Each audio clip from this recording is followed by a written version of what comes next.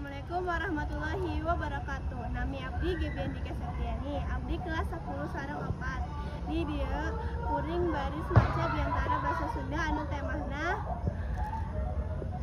pentingna ngamangpaatkan waktu kalayan hade. Puji jeung syukur urang panjatkeun ka Allah Subhanahu wa taala. Margi ku rahmat sareng karunia-Na urang sadaya tiasa ngariung dina kaayaan sehat walafiat.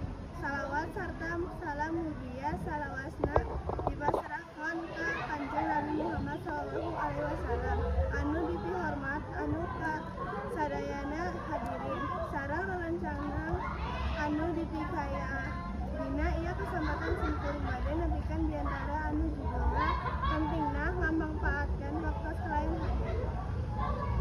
Waktu teh mangrupa anugerah anu kacida berhargana salagi kaliwat anjeunna moal bisa dipulangkan deui.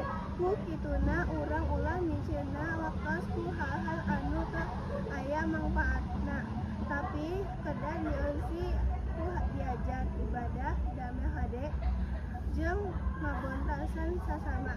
Salaku nonoman urang kudu diajar disiplin dina ngatur waktos upami bakal leuwih gampang ngahontau cita-cita jeung jadi jalma anu miboga tanggung jawab.